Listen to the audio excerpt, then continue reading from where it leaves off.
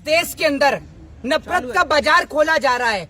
मैं सिर्फ एक ही बात कहना चाहूंगा कि इस देश की राजनीति खून मांग रही है। अपने बच्चों को बचा कर रखें, संभाल कर रखें, क्योंकि देश की राजनीति आज उफान पर है।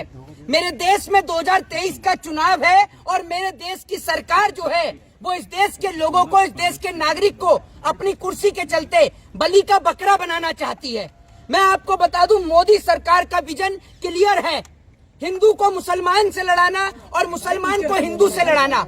न तो पेट भरने की बात, न रोजगार की बात, न शिक्षा की बात, न बेरोजगारी और महंगाई की बात, सिर्फ एक ही बात कि कहां पर मस्जिद को तोड़कर मंदिर बनेगी, कैसे मुसलमान का खून बहाया जाएगा। बस इसी चीज पर भाजपा चर्चा करती है। कभी भाजपा के नेता प्रॉफिट मोहम्मद साहब को लेकर विवादित बयान देते हैं, कभी भाजपा के नेता, आपने देखा होगा कि देश में उपद्रव मचाने का काम करते हैं टी राजा जैसे लोग, जिन्हों का काम ही सिर्फ इस देश के अंदर नफरत फैलाना है। कभी भाजपा के नेता हिजाब को लेकर बयान देते हैं, क्योंकि भाजपा के नेता इस देश में अनपढ़, जाहिल और गवार हैं। भाजपा के नेता पढ़े लिखे तो है नहीं। आज आपने देखा होगा जिस तरीके से सदन के अंदर राहुल गांधी को कहा गया कि राहुल गांधी ने फ्लाइंग किस दी है। इन्हें यही नहीं पता कि फ्लाइंग किस होती कैसे है। जिस तरीके से संसद के अंदर, सदन के अंदर लोग शोर मचा रहे थे, राहुल गांधी अपनी बात को कहने के लिए राहुल गांधी ने यूं करके यूं किया, देखा होगा आपने। और फ्लाइंग किस कैसे होती है वो पूरे देश को पता है। आप ही बता दीजिए कैसी होती है। आप लोग अच्छी तरीके से जानते हैं। आप लोगों को ये तो पता नहीं होगा कि देश की मीडिया का कौन सा स्थान है। पता है आपको? पता है आपको? आज रुक जाइए, आज इसी बात पे बहस कर लेते हैं। इस देश में सड़क छाप पत्रकार बहुत इंटरप्ट करते हैं हर चीज के बीच में। इनको पता नहीं है फ्लाइंग किस कैसे होती है। ये अभी गांव देहात से उठकर आए ना, मुझसे कह रहे कि मैं बता दूं।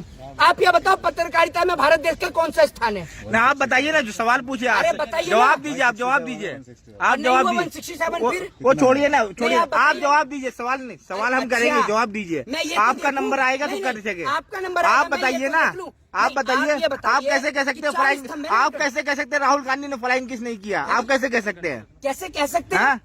हम आंख से अंधे नहीं है ना, आंख से अंधे आप हैं। नहीं, आप बताइए ना। अच्छा बता दीजिए, फ्लाइंग किस होती किस तरह है? गौतम बुद्ध ने, अरे आपको तो पता ही नहीं है। अब बताइए तो सही। राहुल गांधी की वीडियो को देखिएगा आप, आपको पता चलेगी वो बोलने के लिए कह रहे हैं। और उसके बाद आप तमाम चीजों को देखिएगा, आप सर्च कर लीजिएगा यूट्यूब पे, आराम से आ जाएगी, आपको पता चल जाएगी कि कैसे फ्लाइंग किस होती है। दूसरी बात, ये अश्लीलता देखने का शौक नहीं है? सुन लीजिए, हाँ, अश्लीलता देखने का शौक नहीं है, अश्लीलता देखने का शौक नहीं है। आप इतने बेशरम पत्रकार हैं कि जिस तरीके से मणिपुर के अंदर देश की बेटियों को निर्वस्त्र करके घुमाया गया, इन जैसे पत्रकार मूक दर्शक बन के बैठे हुए थे, इसीलिए तो देश की बेटियों को निर्वस्त्र करके घुमा दिया गया। ये कहते हैं कि अश्लीलता, किसी बेटी की इज्जत जब लुट जाती है ना, तो पता करके देखिएगा कि उसके बाप के ऊपर, उसके पति के ऊपर क्या पड़ता है फर्क। इन जैसे पत्रकारों के साथ क्या करना चाहिए जो नफरत फैलाते हैं, गोदी? इन जैसे पत्रकारों का एक ही इलाज है कि किसी भी देश में अगर हिंसा हो, किसी भी राज्य में हिंसा हो, तो वहां पर धारा 144 लगाने से अच्छा है कि इन जैसे 2 टके के गोदी मीडिया के पत्रकारों के चैनल को बंद कर दिया जाए। ये सबसे बढ़िया है। किसी भी देश को अगर उजाड़ना हो, बिगाड़ना हो, वहां पर देश के अंदर आंतरिक दंगे कराने हो या किसी देश को बेचना हो, अगर देश को बेचना हो तो संपर्क करिए रंगा बिल्ला प्रॉपर्टी डीलर से। जिन्हें हमने समझा था लीडर, वो निकले रंगा बिल्ला प्रॉपर्टी डीलर। और किसी देश के अंदर अगर दंगे करवाने हो, वहाँ के लोगों को लड़ाना हो, तो हमारे देश की गोदी मीडिया से संपर्क करें। 70 सालों में क्या देश अमेरिका से आगे निकल लिया क्या? 70 सालों में है? जब ये देश आजाद हुआ था 8-9 साल में घबरा गए। 8-9 साल में घबरा गए। 8-9 साल में कहाँ करिए? वो 70 साल। अरे कहाँ से करिए पत्रकारिता? वो छोड़िए ना, 70 साल, वो आप छोड़िए। क्यों छोड़िए? 70 साल मिला है कांग्रेस को। अरे सुन लीजिए, जिस स्कूल से आप पढ़कर निकले हैं वो स्कूल कांग्रेस ने बनाया।